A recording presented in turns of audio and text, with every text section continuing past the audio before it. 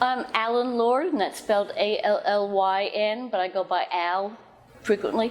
And at the end of the summer, I'll be 68. I use she, her pronouns, and I'm a lesbian, so that's how I identify. I moved to Fayetteville right out of grad school. I was 28 at that time. I wasn't stupid, we had a long program. And prior to moving here, I was, I would say, minimally to average active in the community, mostly just around lesbian issues. Less so, but I became a lifelong supporter of ACLU and some other things before that. When I moved here, that all changed. When I moved here, I didn't know, and I moved here for a job, and I just retired after 40 years of museum work. That's my field. But my favorite thing to say is when I was having my interview here, before I moved down from Missouri, University of Missouri, where I went to grad school, a friend of mine in Atlanta, and this was pre-internet, of course, pre any kind of way you would know this, a friend of mine in Atlanta said, "Oh, Fayetteville, there's a big women's community there." Great. And so, but I moved here not knowing anyone, and so as things moved forward, I became active in tons of women's community activities, organizations, and so forth. And then on in a bigger way, involved with now,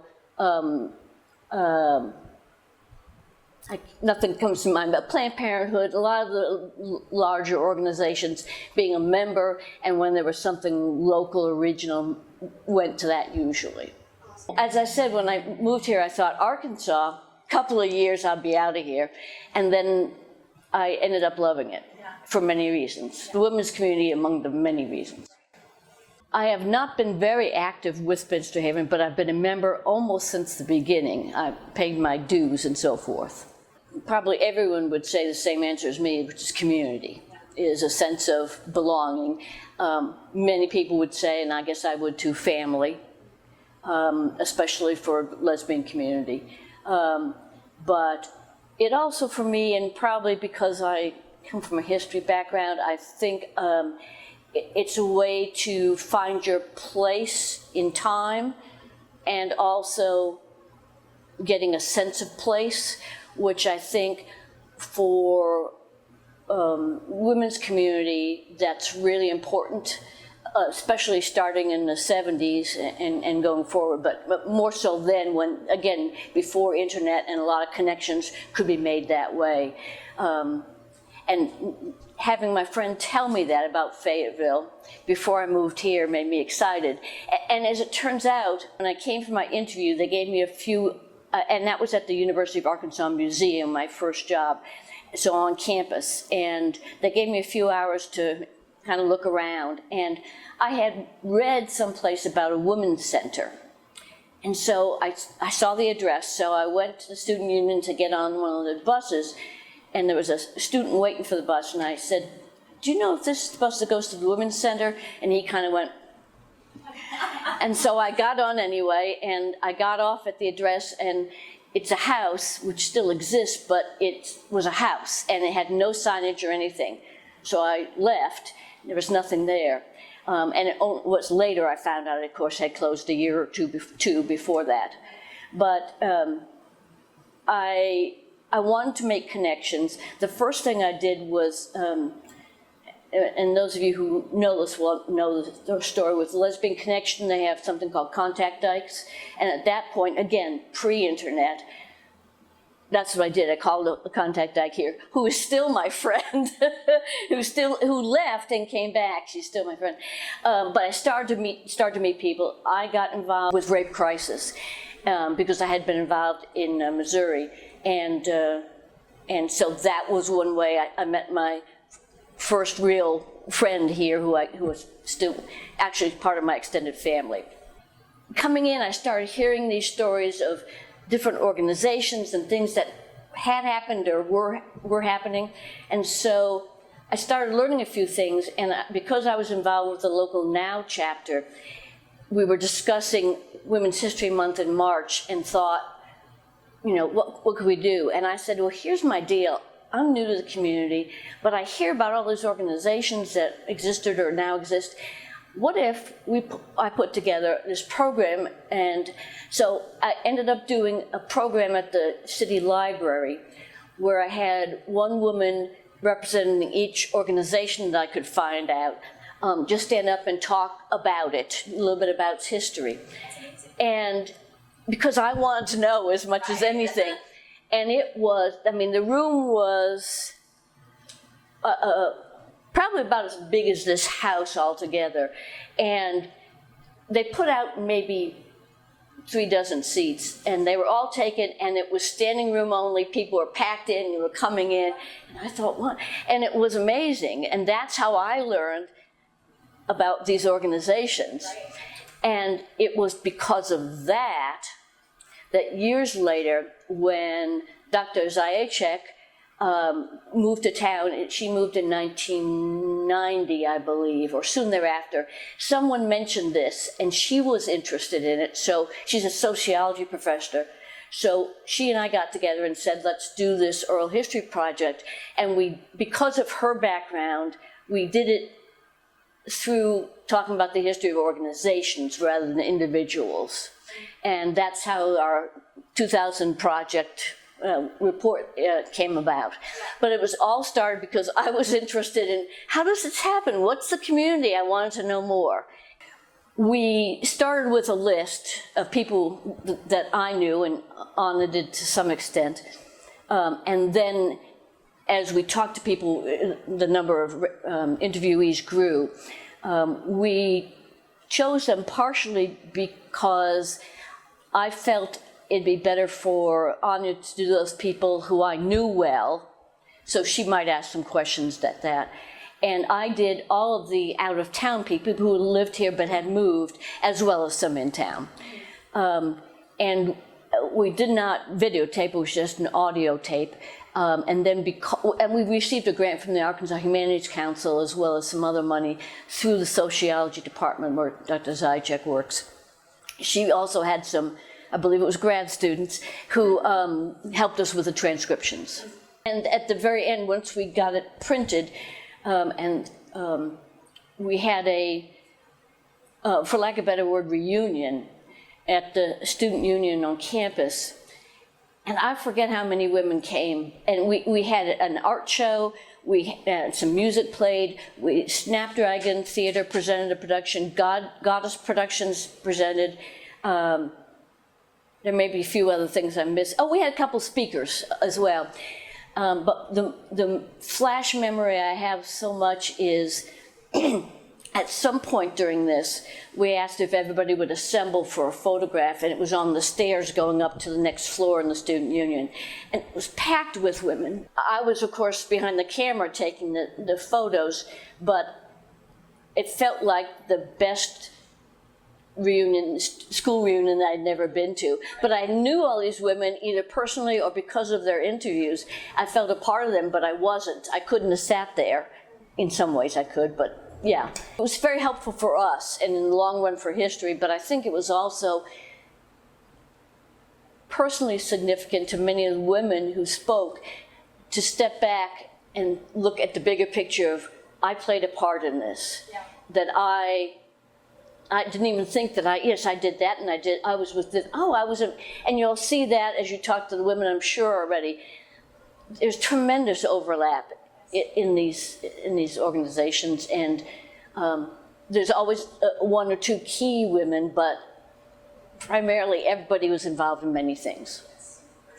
Right now, they're still in the possession of Dr. Zajac and myself, but they're tagged to go to special collections at the University of Arkansas.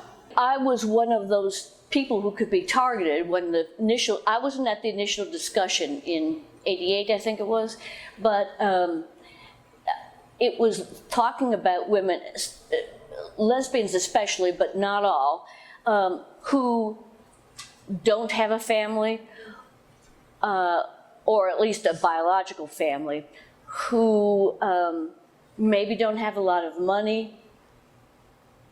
And what are when you hit old age, whenever that may be, how are you going to take care of yourself? Who's going to help you? All those questions. And certainly, although at the time I was younger than I am now, it occurred to me as well. I have two brothers, but one's on the East Coast and one's on the West, which probably says something about my family dynamic. But it was important to me as well.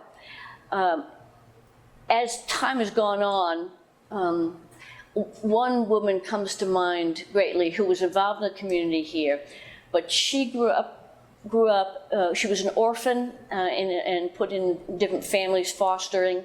She grew up poor, she lived poor, she became disabled, she didn't have a lot of education, and she was a wonderful woman who was active as she could be in many of these organizations, but as she got even older, her plight was, she has since passed, and her story is extremely sad and regretful in so many ways for me, and she would have been the, for lack of a better term, poster child for Spinster Haven, for understanding that, in many ways, she had no resources whatsoever, even though her strength was in her will, her fortitude to go on. So that, to me, as I met women who either or didn't have family, real family, or maybe had partners who were gone or left, and often were destitute, or at least not very well off. And what's going to happen to them? And I think as part of this, as you look at history, we're part of this family. We know that for many of us, we're the people we depend on. I feel that way now. And so, doing this collaboratively, doing it as part of a community, is how we are used to doing things. So it made perfect sense. Yeah. And now, even though Elder Tree is not necessarily the place where older or destitute women can come and live, it's still a gathering place and a place of connection for women. Well, I think you could ask anyone in the country, even back in the 80s, and they kind of have similar answers, like Arkansas. It's like, need I say more? Yes, so in the 80s, we're under the Reagan administration. Again, need I say more? It wasn't a friendly time for women. Things got a little bit better. And of course, our hometown guy, Bill Clinton, I live 2 blocks from a house he once lived in. Their current, Hillary and Bill's house, where they lived together and taught at the university, is here and is a museum. So there's that. So things were a little better in that short era. And then, of course, not so great after that. I think during all times, you can find a person or people or a group of people or organization that is fighting the good fight. And in Arkansas, I would say the people who were doing that outside of Fayetteville was the Women's Project out of Little Rock. One of our interviewees and one of the people that we honor and has done amazing things is Suzanne Farr. And she was involved in the Women's Project a little bit later after she moved from here, and now she's involved in many things more towards the East Coast. But we had people who were connected, and the Women's Project in the 80s and on really made a difference in this state. It's a place I think a lot of us look to for help or for advice. Despite the political climate, Fayetteville especially continues to be, partly because it's a university town, continues to be more progressive than almost any place in the state short of Eureka Springs. At times when the political climate's worse, it becomes more of a nourishing place. And I think that a lot of women stayed here. Some moved here because of that. We were kind of an enclave and felt that and Fayetteville is that place, has been that place, that's more progressive than around. And so it was a great place to nourish those things, those organizations and our lives, where, if without that, I don't think we'd have what we have here today. As we move forward in history,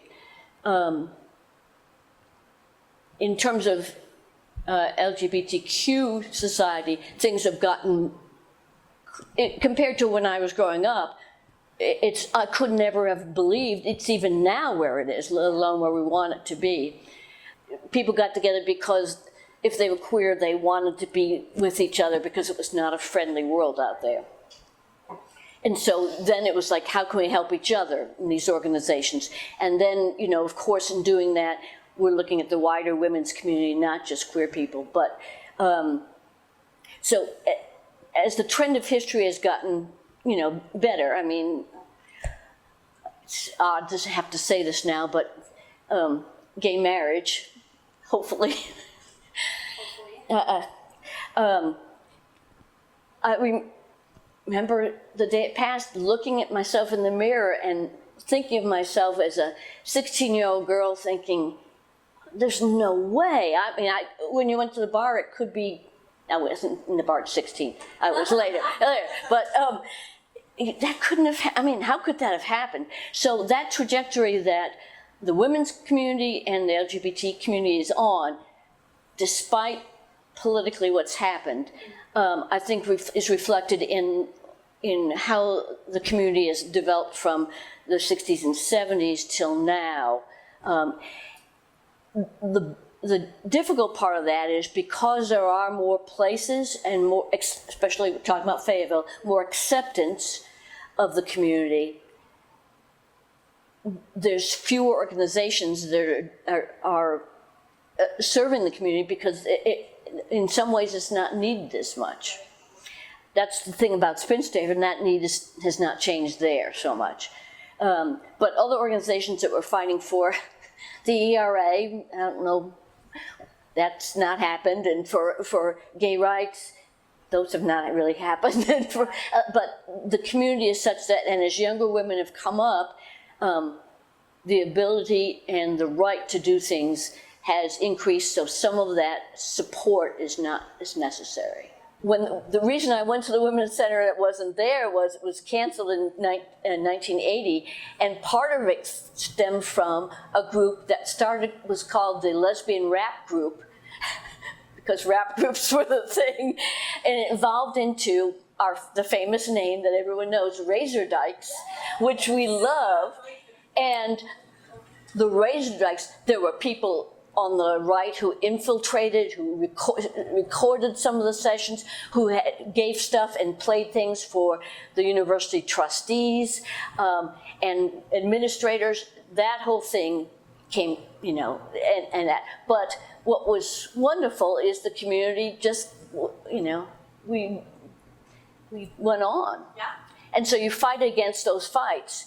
And I think, looking at your list, almost everybody on that list is in my age category, a little bit older, a little bit younger, but we're not going to find a lot of young people. But certainly in my age community, for most of the baby boomers, those discussions have happened. Who's going to take us on? What's happening? And yet, I personally feel like younger women are absolutely there.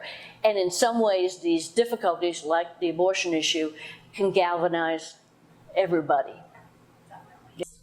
Second part, no. I think my definition stems from, again, growing up in this era. And early on, I don't know if I would ever call myself a separatist, but I certainly would have had those kind of feelings that it's only women only, and of course the term then women born women.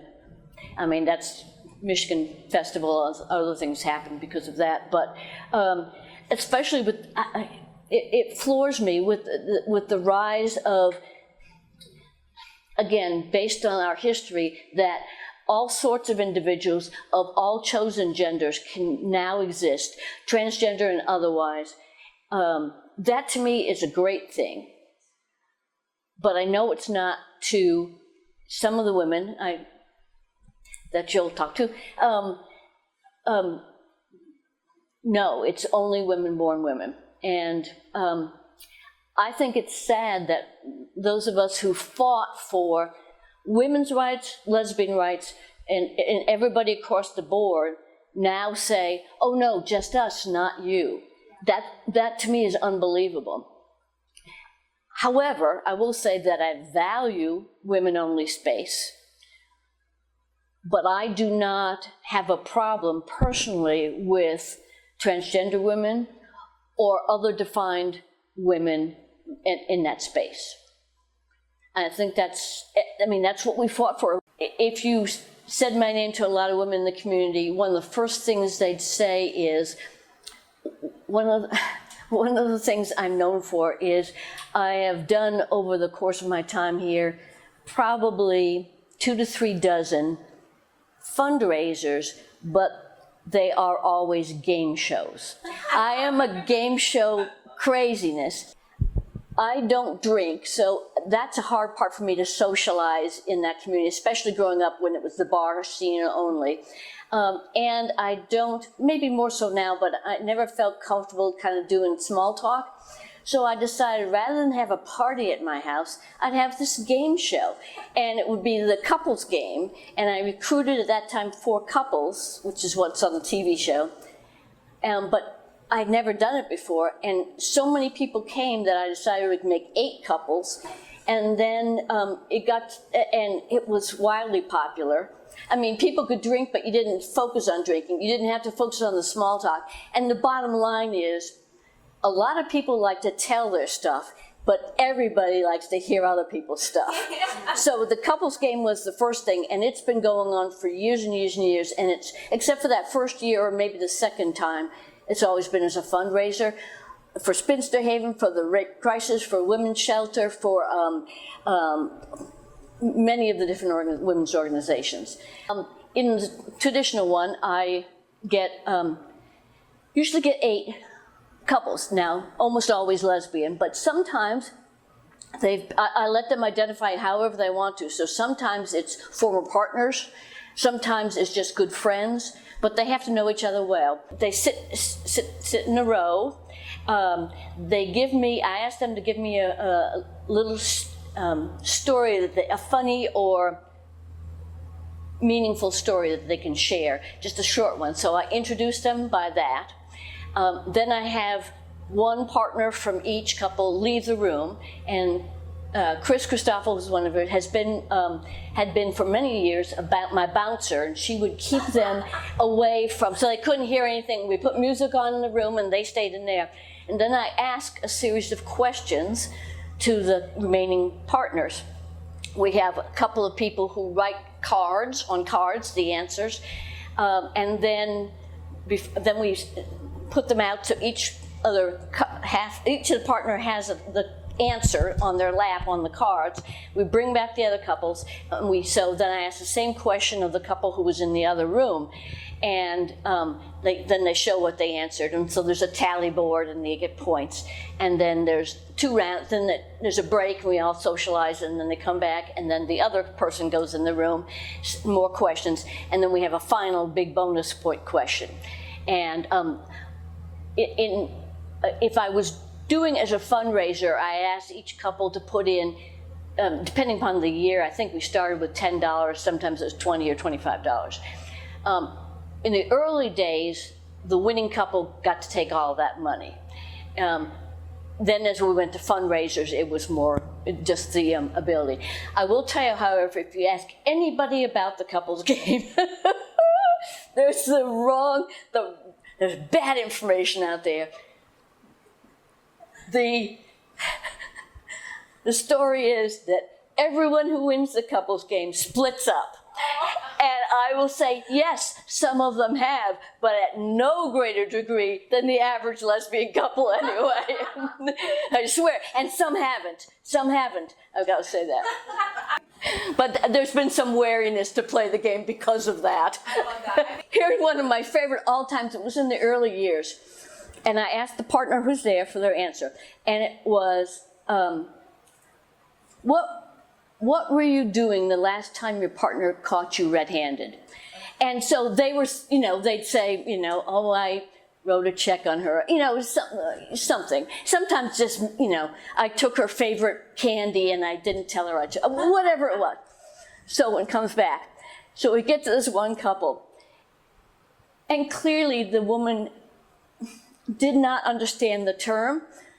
So what did your partner say when she last caught you red-handed? And she said, well, I guess I was using the wrong tampon. Another favorite question, or favorite moment was, where specifically was the last place you were injured? And so if she said shoulder, I would say, which shoulder? Because so people come back and do it, which seems a fairly innocuous question. But this one woman, who was older at the time, says, well, and I said, where? I said, but she said, Barb, I need to know the answer. Well, and everybody was cracking up. Well, down there. Some of the major people I would. And you have great answers too. Well, I came here without a partner in '82, late '82. Part of the reason, and I moved here when I was 28, had been in a relationship, and just before I moved down here, found out she had been cheating. So, I had several reactions to that, one of which was I don't want to be involved with anybody for a while, but at the same time I wanted to meet the community. I was never good at dating no matter when it was. I just don't think that's a hard thing for me. I guess I would have what we would describe as a few dates, but I don't think we called them dates. And it was more about being in community with those people. So as opposed to a straight couple, yes, we might have gone to the movies, or yes, we might have gone out to eat, but the main thing we usually were doing was something women identified. I think that, and I think it maybe felt safer, because you don't know the person when you're dating them, and kind of see how they react to the community, how the community reacts to them. At the same time, I would say dating meant you were more public. I just had lunch with a friend at a restaurant downtown, and I was reminiscing because when I came here, it was a place called The Station. And if you went on a Saturday or Sunday morning, or mid-morning, you'd always say, oh, look who so-and-so's with. Oh, look who was, and it was to see who was with whom. So in some ways, it's very public, in the lesbian community anyway, dating. At the same time, the endings are very public. So the breakups, and then you get the whole issue crossing over both the endings and beginnings, endings and beginnings with exes in a relatively small community compared to a big city. So I feel like I'm a fairly private person in terms of my own stuff. So I think that was probably part of what was hard for me.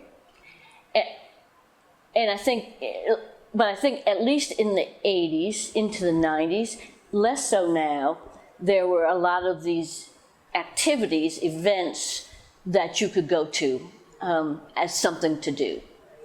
I was pretty sure I was a lesbian by 16. I had crushes, hard crushes, but nothing happened on that. I went to college and met my first girlfriend, which it was immediate, and so that's when I would say I came out. In terms of being more public about it, probably more so by grad school. I would say for a lot of it, it's more joking. Now, I was involved early on here and a little bit later with Rape Crisis, and there was a total different thing. Although, you know, part of the things we talked about was lesbian rape as well, which was kind of unheard about at the time. And so that was a little hard, but sex there is a whole different topic. In the 70s, I was either in college or grad school, and yeah, there was a fair amount of that. Although I do remember when I was in grad school, a very famous, I mean, everybody talked about it, that's what I mean famous, everybody talked about it, a three-way going on, and everybody was interested in how that worked, what was going on, and it didn't last long, but people were very interested in that. I'm sure there were others, but I don't know. Certainly remember monogamy talked about, and in general, it was not, it was something almost to be laughed at, not a thing. Like no one would do it. For me, that was never the case. I've always been monogamous and feel very strongly about it. But you know, if again, like whether you're whatever gender you identify with, it's your thing. It's not hurting me. It's not breaking mine.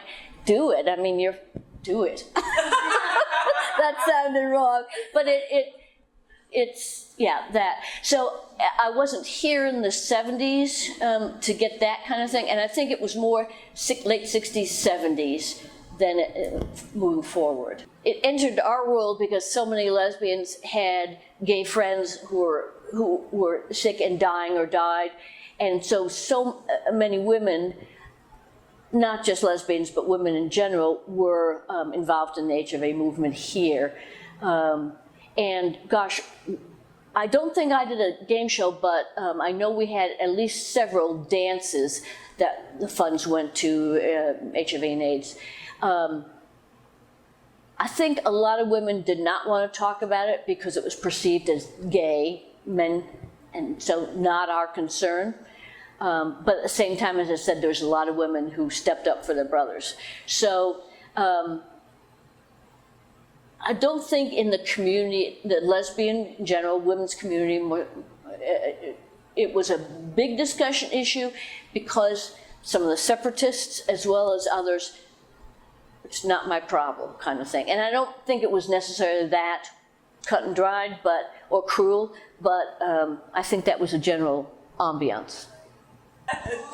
Although I just want to say parenthetically, not to the story, I just found out the other day that my 7th great-great-aunt was jailed as a witch. Wow, that's awesome.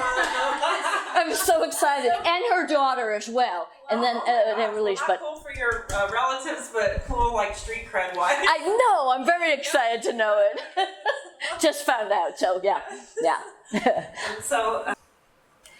You know, I think in some ways, some of the many protests that we had were to the right, it was all and only about sex. I mean, that's all, you know, and occasionally you'll see something on TV. I was watching an old Office, and when they found out the one guy was gay, they went to the HR person and said, like, which man has the vagina? Or, you know, they were trying to figure out how it worked. And so I think that's the conception when that's what was all it was about. And so there was on our part a lot to de-emphasize the sex part of it because of that, and to embrace the connectedness we have in so many other areas. I mean, I just think especially for lesbians who are gathered around an issue, and sometimes when you're fighting against that kind of thing where it's all about sex, it becomes a stronger part of who you are, and so you almost say it's about sex so that you can, you know, it's only because we have sex with other women that it becomes the topic in a way. there was a period where S&M was the whole We've had to topic. talk about that quite Yes, a bit. Yeah. yes, and I was just thinking about that and what that meant and how other people reacted. And of course, separatism also comes into play here, but I think in terms of power, it was more, I feel like the sex part of it was more against the patriarchy, against the claims made by the right. I think that's where the power of the erotic came in. But I also think now that I'm thinking about it, It's a big question. I'm trying to go back through history, there's so many places and spaces that women's art became a thing, and during some part of that, eroticism in art was a thing, and so it engendered that discussion about sex. I appreciate that you all are looking at this, and I don't think necessarily that what happened in Fayetteville is singular. I think especially in university towns, but Austin we've talked about, and other Ann Arbor and Northampton, and name the town. But it definitely was the place that I chose to stay and to retire. I have friends all over the country who, when I told them I was going to retire, said, "Well, where are you moving?" I said, "No, this is my home." And it's more than just the women's community, but that's the biggest part of it.